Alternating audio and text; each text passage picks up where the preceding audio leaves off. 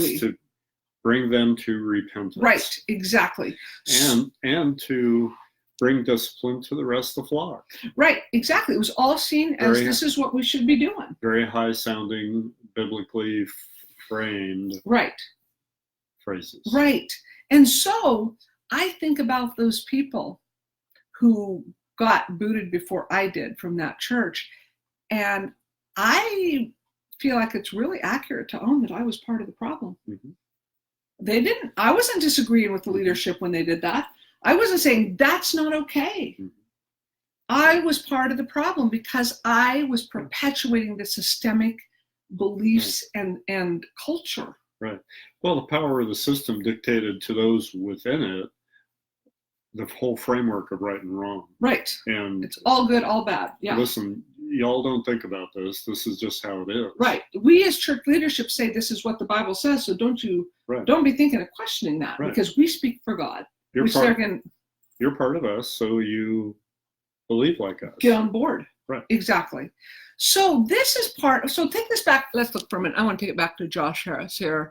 Oh, good. At least Karen's putting her hand up in the air, right? Exactly. Fight against, thank you, Lori. See, some people are coming forward. We know you're out there. I hate it, but it's easy to skip into and allows things to be clear. Yes, and it allows things to be clear.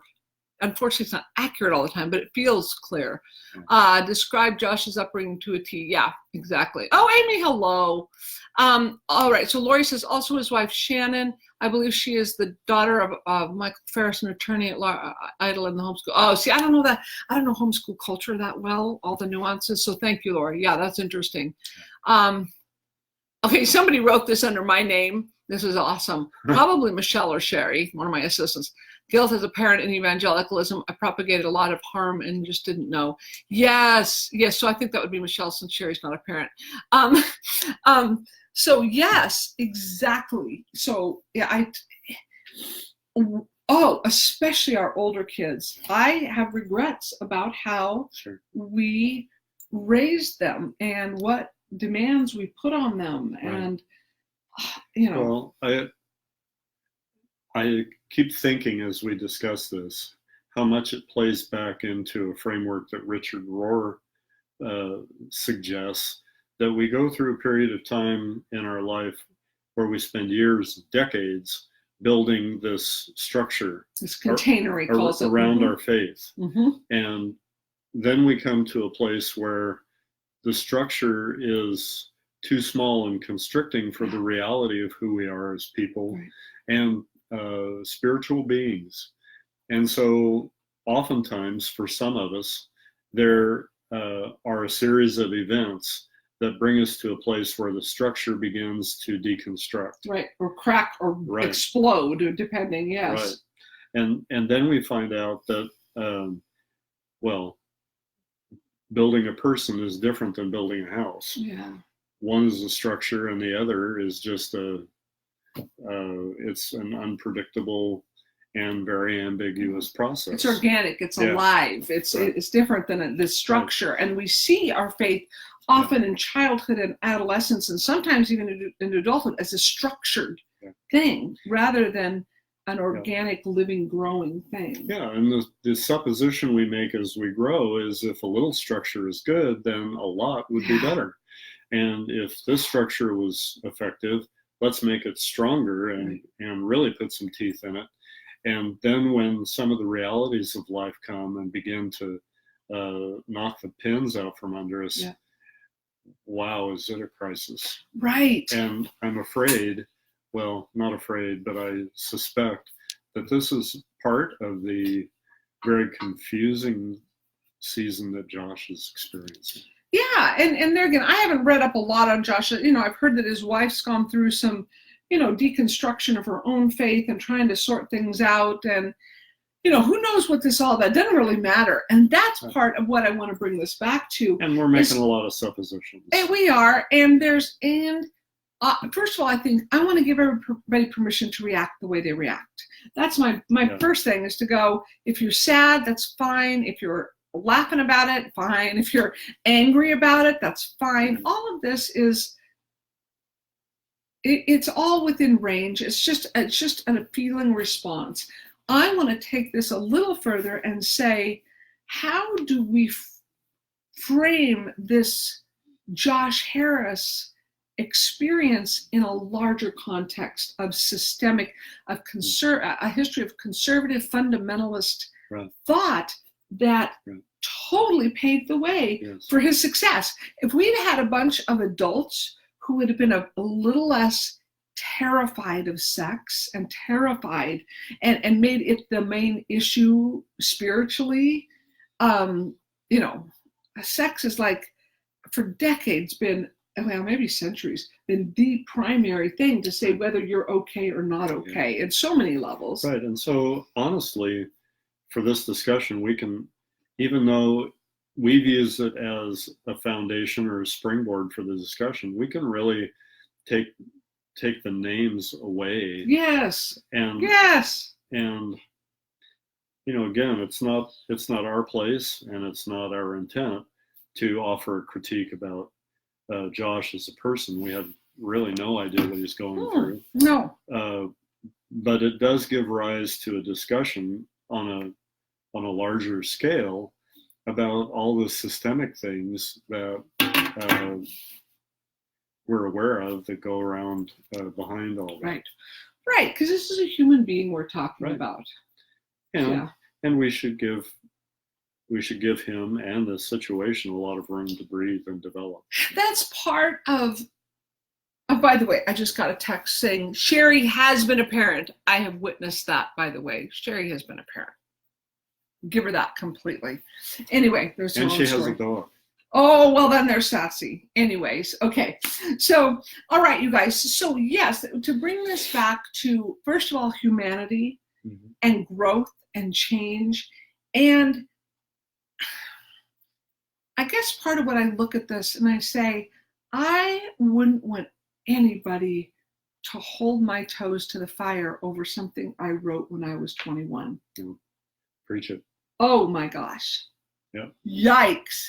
And having just written a book, I feel that vulnerability. Oh my gosh, you guys, I'm going to disagree with stuff I wrote in that book in 5 years. I have no doubt. There's going to be stuff I read that go, oh, I would not say it like that. And maybe in 10 years, I'll be like, wish I wouldn't even put that in there. Wish I would have totally put a different chapter in there. Yeah. That is vulnerable to put yourself out there and say something and then say, I'm not real thrilled with it. Yeah. Well, I don't know where we learned it exactly, if it was school or home or church culture or whatever, but aren't we taught really that the more strongly we state something and the less room we give it, the more authority it has? Yeah.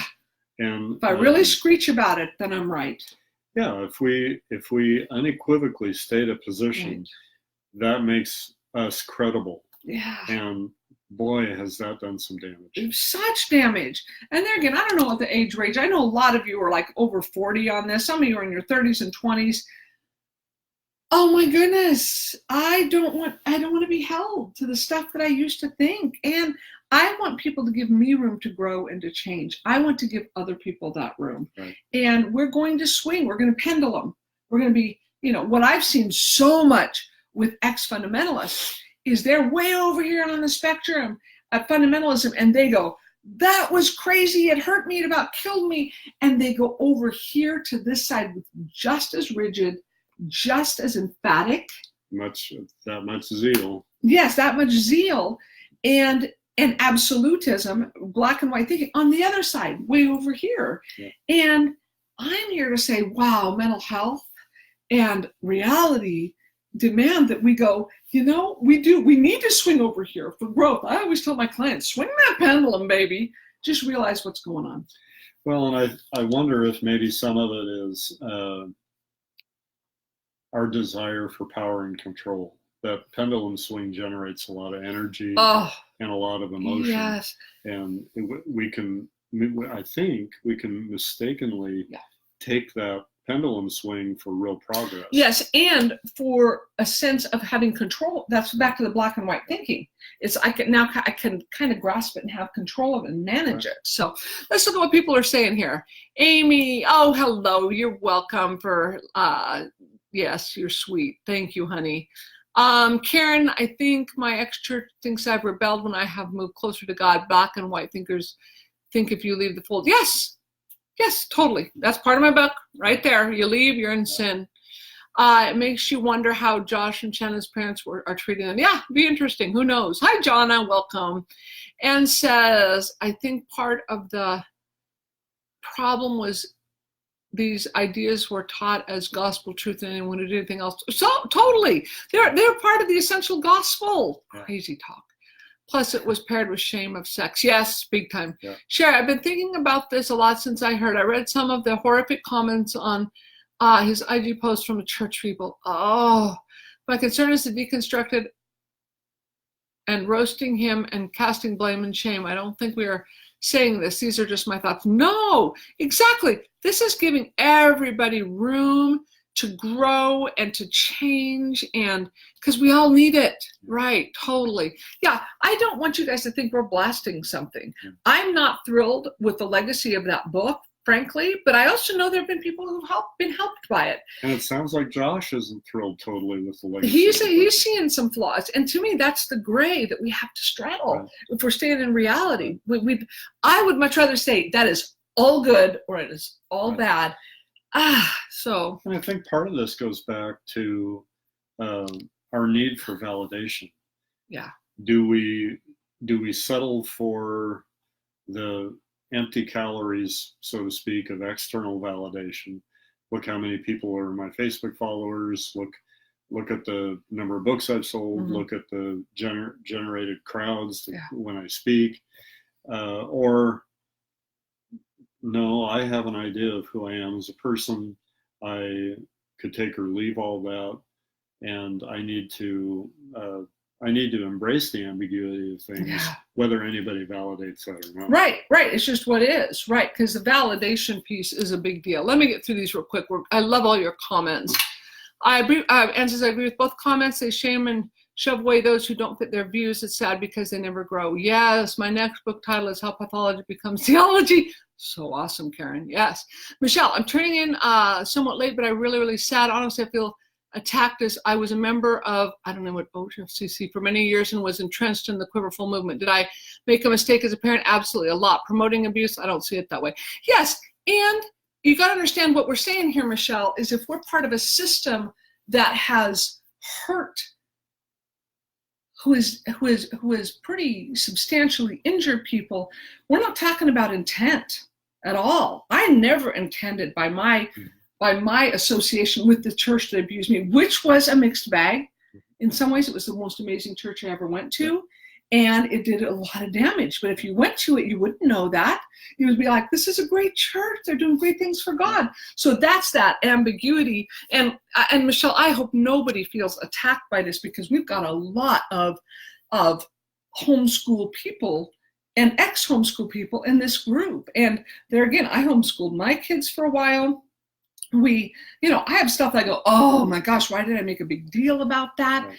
Those are things we make up with our kids. So I hope no one, we're not attacking the homeschool movement. It has been a big mixed bag for a lot of people, just like anything is.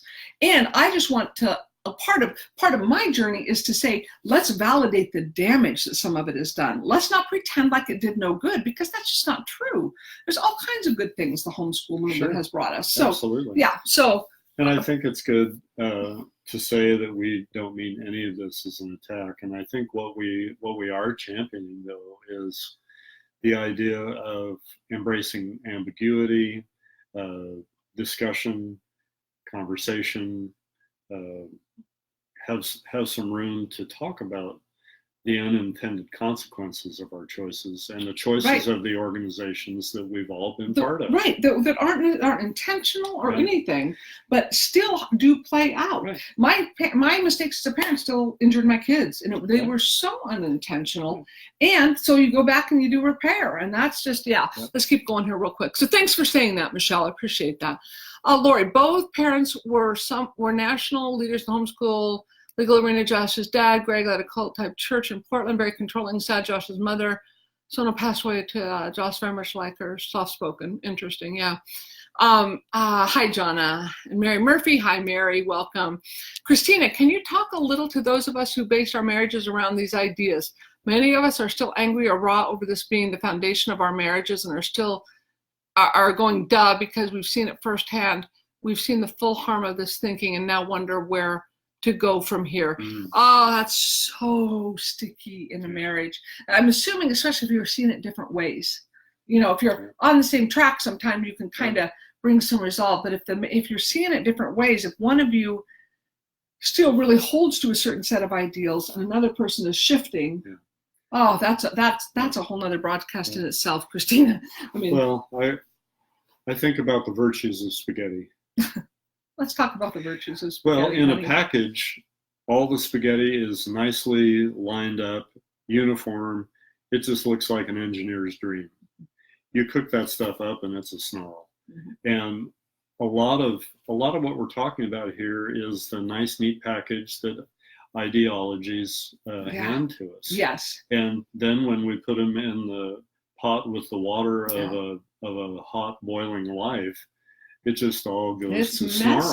It's messy. Right. Life is messy. Right. And you know, Christina, I don't know your situation, and all I know my situation, and that is that if we're really honest, or if we're becoming more honest with the ambiguity that is life for each of us, then we have to realize that, you know, Connie's talking about the pendulum. For some of us, the pendulum looks more like a metronome on speed. It's like bam, bam, bam, bam, bam, and we think one thing one day, and then before lunch we're thinking something else. Yeah, especially when we're trying to sort through all this. Right, and that's a roller coaster that's hard to ride. And so, you know, you put two people in the same house that are doing the same thing, trying to come to common